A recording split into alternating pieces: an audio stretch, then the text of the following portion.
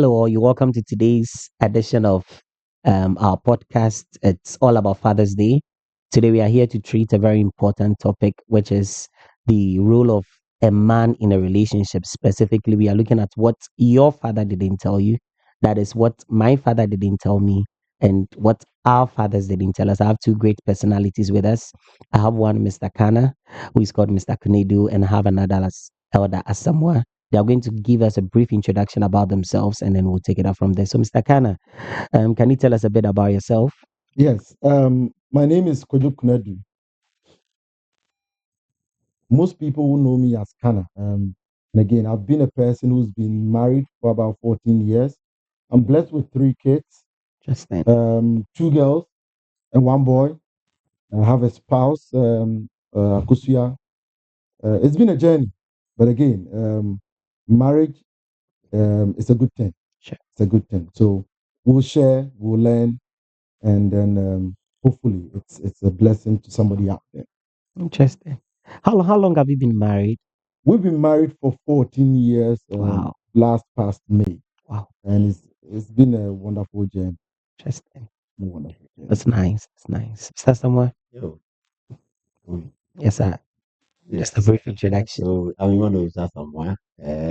I'm blessed with three strong boys married to my love doctor. Ah, that Yeah, one. That one. yes. It's been a journey of over 30 years, but marriage came through 7 years ago. Oh, July it will be exactly 7 years when since we tied the knot together. oh. It has been a journey of a mixture of both local in Ghana and Mm-hmm. foreign in Canada. Yeah. So we've experienced both marriage outside Canada and inside Canada. So it's a two whole different situations, and it comes with a lot of things. In fact, our fathers didn't tell us.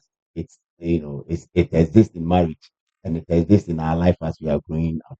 In terms of decision makings, in terms of raising kids, how to maintain the house, a whole lot of things. Mhm. Yes. So today. It's a session that I'm sure is going to unveil a lot of some of these things to all of us. Then we pick Yeah. learnings and also move on. I think. Welcome. That's great. And then I'm also the host. My name is Ubed Kwesi Kwabena Isapo. If you are Ghanaian, I'm sure you'll be wondering why Kwesi Kwabena, but it's a mystery on its own. If you stay tuned to the end of it, I'm sure I'm going to tell you the reason why it's Kwesi Kwabena. We'll head on to our first question.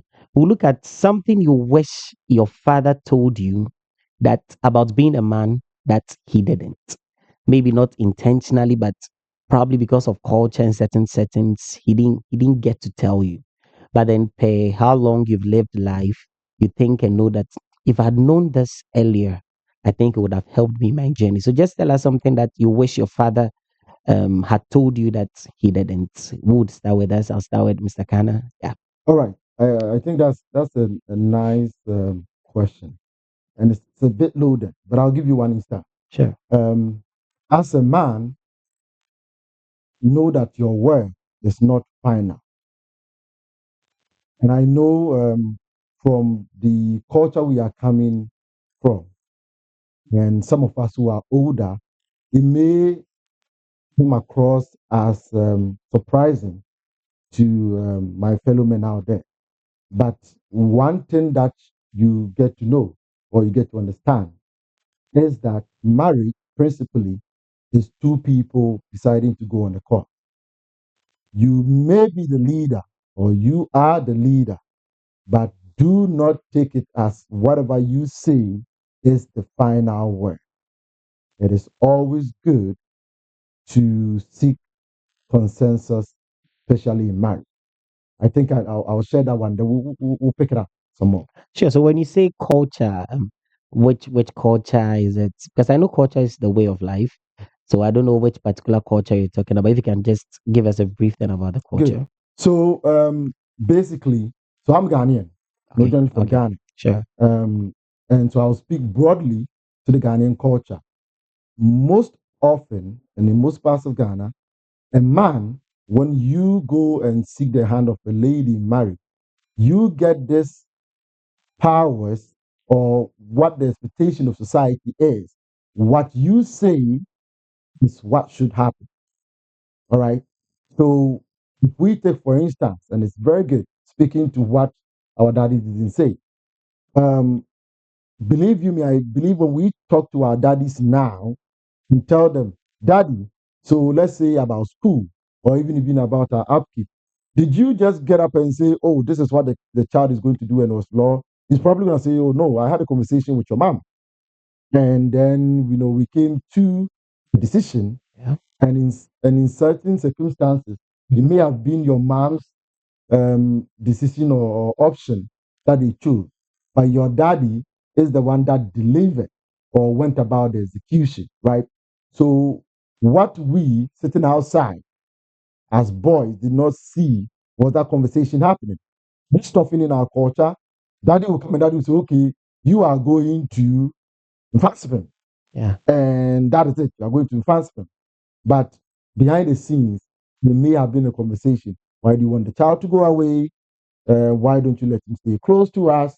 And then mommy will share something that is like, hey, this XYZ is the reason why I want the person to go away.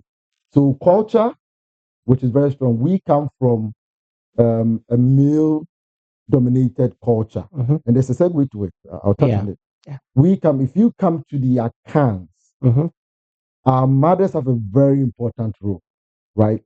And although that is seen as a patriarchal society, you still have our mothers playing very pivotal roles in Yeah. them.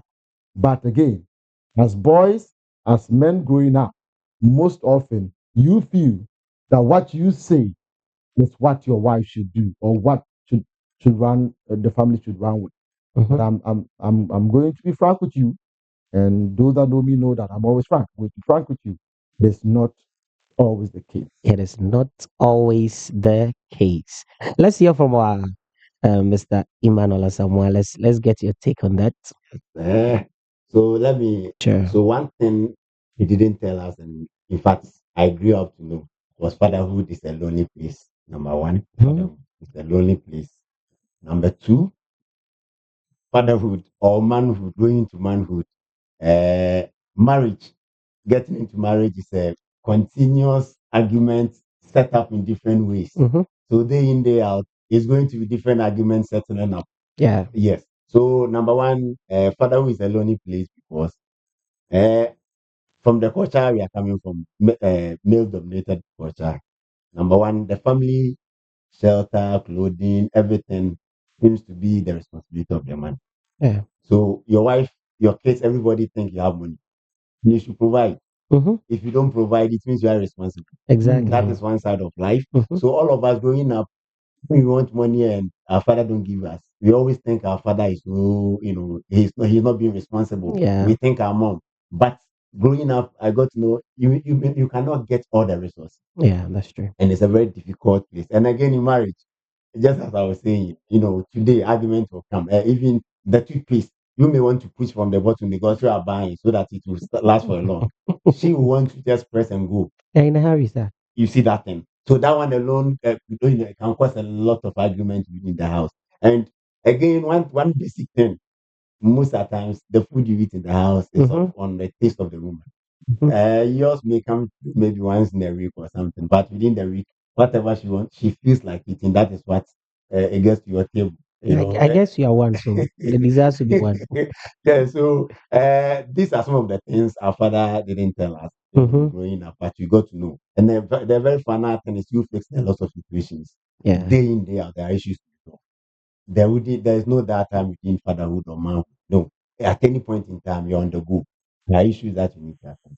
Thank you very much. Interesting. Thank you And, too. Can and I? let me add to that. I think that Samuel raised a very important point about arguments along the way. And I know, and I like to share this, especially to the young ones. Don't think that in a marriage, everything is rosy and it's nice. Not at all. I'm in it 14 years. I speak to other people are in it ages of 20, 50 years. There's always disagreement. Remember, there are two people from two different backgrounds who've chosen to be on this path. So, what I want to quickly chip in is when these disagreements happen, especially for our ladies, it is not a point of departure. Mhm. You need to keep talking. Yeah. Talk through the issues, talk through the challenges. Because again, you are two different people coming from two different backgrounds. and you need that to work it out. So it's a continuous journey of challenges, the good days, bad days. But please, those challenges or disagreements are not points of departure. So I Exactly. like to share that. Yeah. Thank you so much for your answers. But then you made an important statement. And so when we are Christians, when we read scriptures, it says that the man is the head of the family. Now we settle on the fact that men are the leaders and the ladies are in to help. So when you read the book of Genesis, when God was coming into Eden, you realize that it was the man he went to. Mhm. So if the man had said, "What I want is the final say," and he had probably stood on his ground, maybe hypothetically, we weren't there. If he had said, "No, we are not eating this," Yeah. maybe things would have changed. So what someone can say that the more we try to be inclusive, try to get their opinions of men. It's good to get their opinions, but in the long run, it still boils down to you having the final say. So I would want to know what the final say is. Is it that I will take your opinion, but in the long run, the decision will lie solely on me and get you to understand, but then I'll still have the final say? Or were you talking about the fact that I'm being autocratic and this is what I have to say, your opinions don't matter? So if you can clarify that part, because I'm actually the head. And then if it's the head, it's like dealing with Christ. If Christ is my head, whatever suggestions I'm giving are just suggestions. We can pray, we can reason together, but then his is the ultimate will. So how do you strike the difference? How do you strike the balance in making sure that you are having kind of the final say, but still being inclusive? Emotional intelligence. Emotional That's the intelligence. key thing. That's a big word. The emotional intelligence. That is, you can never win. Mm-hmm, There is a situation where you even say so when you are right mm-hmm, to just to ensure the marriage moves on. If you try to always force your way through, there will be a time even your kids mm-hmm. will be against you. Yeah. The house will not be even entertained again. And again, yes, they may give their ideas. Most of the time, they feel when they give us ideas, we don't implement them, but they don't know in the long run the things we do. We consider their thoughts and their saying so much. Very good. So you don't make it always your win, or you don't make it look like it's a competition. It's a compliment. You are complimenting each other. Yeah. Mhm. Exactly. So that mindset needs to be set in the family.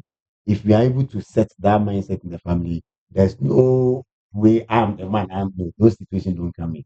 Especially back home, you may have a typical like me. Back home, I was the one controlling finance.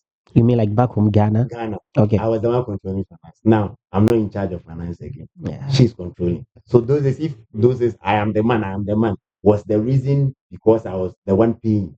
Now I'm not the one paying. So what then happens? So basically, you're telling us that being a man is not necessarily tied to your financial obligations. Not at all. Interesting. Not at all. And again, it's not about the final say that makes you a man. No. Okay. It's about how the family understands and move on with it. Okay. And to add to that, very good point. We'll go back to the Bible again because you raised the Bible. And that is something that oftentimes we use the scripture to what we like to hear and we run with it. We are like, yeah, the Bible said I'm the head. Yeah. If you look at how the Bible describes marriage, it says you are equal partners. Mm-hmm. Equal partners. If you are leading, right, you can lead, and if you don't have followers or members who buy into your idea, you turn around and you be a leader of one. Yeah. You are no more leading. Exactly. The Bible says you are equal partners. And oftentimes, men, we step away from that and try to say, oh, we are the head. What we say should be final. You are equal. So if you share an idea and you share an opinion about something, and your wife, being your equal partner, says, honey, I think we should approach it this way, Mm-hmm. it is fair to consider. Yeah. Again, like Elder said, you having the final say or having the one that brings in much money does not show that you are a man, Exactly. right? Principally, what you want to do in your relationship is to make sure that you are getting that input from her. Mm-hmm. Where there's a disagreement, you talk over it and say, okay, I believe if we go this way or that way, it will help. If Yeah. hers is the better way, let's refine it. To your point about being leadership, you go out and execute. So you would lead in its execution, right? If you say, okay, we want to, let's say, take the children in 3 years' time, let's say, back to Ghana for school. Mhm. We talk about, you said, oh, I would like them to be here. Okay, we'll do it. You go ahead and execute. You make sure that maybe when they are going back, okay, am I in a sort of, let's say, employment for me to go back and forth between Ghana, for Yeah. example? Do we have family back there that is strong enough to hold the fort for us that 3 or 2 months that they will be there before they come back here? So again, it is not necessarily about the final say. And I'm going to be frank, I think if most married couples will be fair to themselves, in most of the decisions we make, we get heavily influenced by our spouses, Mhm. right? So you listen to that. If it makes sense, you come together as a couple, you go ahead and execute. But it's not really necessarily about, oh, I said we should sleep at 8, and you are saying it's 9. I am the man. We will sleep at 8. 8, light off, everybody sleep. It's not necessarily that. Because when you do that, again, we're going back to scripture, it says equal partners. Exactly. Okay, so we need to work with them in this relationship. Interesting. Those are interesting answers. It brings into mind that yes, you can be a leader, but then what makes a leader is the followers. You can be a leader without followers. And then this time around, these followers are not like slaves or servants. You are partners Yeah. in the activity. Mhm. So those are interesting things to know of. Let's look at our next question, and I would, because we've both people have lived outside Canada before. They are currently in Canada with us.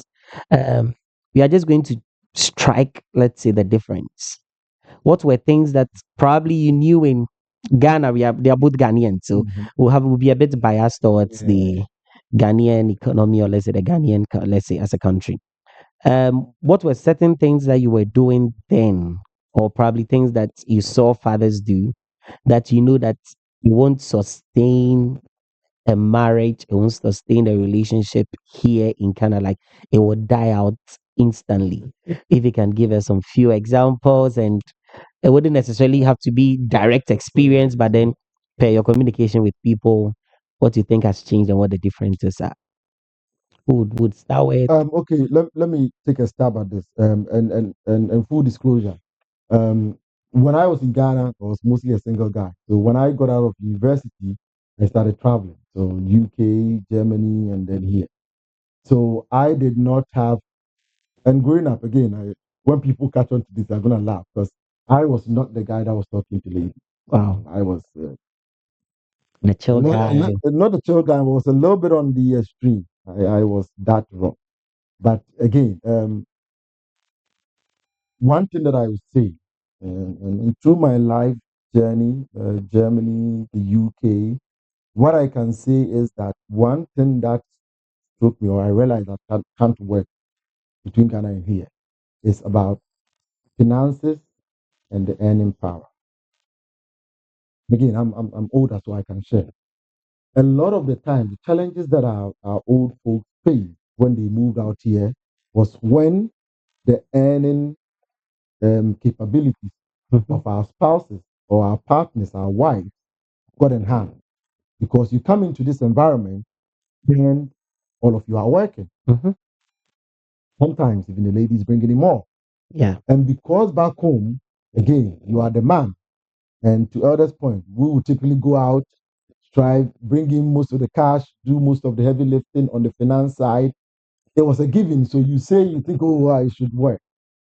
But most of the challenges that we faced out here was when our ladies were working, they are gainfully employed, and their compensation was even sometimes at par or higher than us. Mhm. A lot of the guys struggle here, and it breaks the marriages because in their mind they equate that leadership as I earn more. Mhm. I speak, you listen, right? So when that is a little bit at par or equal, it always leads to challenges here. So that is one thing that I noticed with my journey So so far. you're basically saying the kind of mindset we have about a man financing everything, or a man's ego being attached to his ability to have money in his pocket or provide financially for his family wouldn't necessarily work here because yes, this place is different. If let's say your wife is doing let's say PSW and then or maybe she's a nurse, there's a high tendency that she could earn more than you Of if you are doing a minimum wage something. Mhm. So at that point, if you're let's say manhood or let's say your me being a man is tied to the fact that I can provide and I pay the rent and I pay the kids fees and I pay all the groceries, then I'm sure you're going to lose that ego. You're going to break down. You won't be able to act as the head. Neither Mm. will you be able to act as a man. Mm. That's an interesting thought. We'll take other someone's Yeah. point. So one thing, one another one thing is how the setup the family is back home. Back home, you have family members maybe staying with you, supporting with house chores and other activities. So from work, you just drop your laptop downstairs, you go upstairs, just go and freshen up or just have your dinner.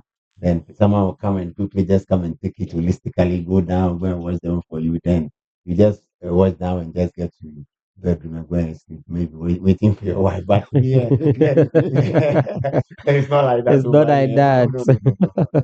Personally, in fact, I'm a victim to that. Yeah. Yeah. When I got here, one thing, when we had, all of us had our visa and it was certain that the decision has been made, we are leaving. So who will take care of the kids? Mhm. Washing down the kids, morning preparing them for School. school, and all those kind of, it just took us. And at that time, if had it not been some of the decisions we've already made, I'm Yeah. sure this would have influenced us staying back. Mhm. But we just accepted it. Yeah. In fact, first movement when you go to Canada, when you came here, so it got to a time my wife is supposed to work. I'm supposed to be in charge of the house. So Yeah. virtually, I need to do almost all the things they were doing back home, Mhm. taking care of the kids, prepare them for school. The point I was going to lectures with some of my kids, almost all the kids. So can Wow. you imagine going to lecture hall with? Wow. I tell you, it was one of the moments, and moving from Ghana to here, being that manager, presiding, all that, you Yeah. see that manship back home. Mhm. When you come here, it's zero in. Nothing is recognized. No, Nobody recognizes your exactly. grow and Yeah. other things. So it means that you need to come down totally. Mhm. So that transition, if you don't take care, Break you. you will break you.